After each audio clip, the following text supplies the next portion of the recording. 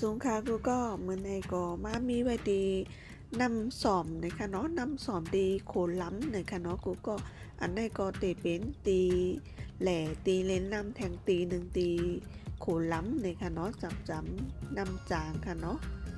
อันนี้ก็ตีเป็นนำสอมนะคะเนาะกูก็กึ่งดันก็จื้อนำสอมนะคะเนาะตัวเอานำมันกุ้ยนะคะเพราะสอหอมหลงกว่าค่ะเนาะตั้งโหมันก็ตีเป็นวอน้ำออกนะคะเนาะเขาตีกันไว้อันปันกวนเขาเลนเลยค่ะเนาะเขาตีปันเลนอันตีน้ำไหลลงมาในกล้วยเลยค่ะเนาะเมื่อในก็อันตีมาเลนน้ำเลยค่ะเนาะตัวก็กวนกึนหนำแห้งหนำไหลเลนเลยค่ะเนาะ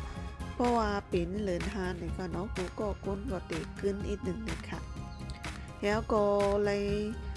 มาแหล่ตีน้ำเมาเลยค่ะเนาะอันนี้ก็ตีเป็นน้ำเมาในค่ะเนาะก็มันก็อยู่ที่โคลัมเว้นในค่ะเนาะอันนี้ก็ตีเป็นแทงตีหนึ่งค่ะเนาะตีเลนน้ำแล้วก็ตีแหล่ตีไถ่ลูกค่ะเนาะอันนี้ก็หางหนีเขาก็ตีเฮ็ดไว้โขจังไหนค่ะเนาะแล้วก็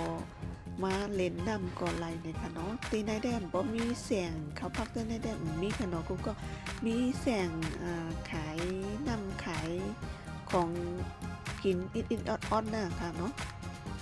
แล้วว่าพวกใครมาแหล่เนี่ยก็เขาก็เฮ็ดของกินจะได้มาเนาะซื้อตังนอกมาจะก็เขาก็เฮ็ดข้าวผักจะได้ก็มานั่งกินก่อนไรเนี่ยค่ะเนาะอันในน้ำมันเตะลึกกินค่ะเนาะก็เปิ้นปันเลน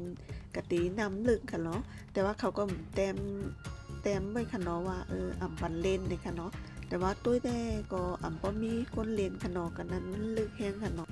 เพราะว่าใครเล่นเนี่ยก็เล่นไรเนี่ยค่ะเนาะเขาก็หาเลือกเอาตีน้ำมันนำเลือกแห้งให้ก็เล่นกันนั่นเลยค่ะเนาะอันนี้เขามาก้นน้ำค่ะเนาะก็ซื้อของกินแล้วก็เฮ็ดเขาเฮ็ดพักมานั่งกินกันในเนี่ยค่ะเนาะแล้วก็อ่อนลูกอ่อนมาเล่นน้ำป้านเนี่ยค่ะเนาะในก็เป็นสภาวะเมืองใต้เขาตีหางหนีแต่แทงตีลึงเนี่ยค่ะเนาะคนอันจ้าอยู่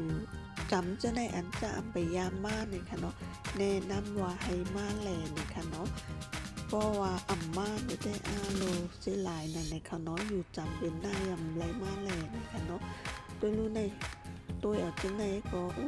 จังลาเยอะเลยค่ะเนาะว่ามันทางนี้ก็คือก็หลงไรมาตัวเอากล้วยกันเนาะว่าทางแต่ค่ะทุกคน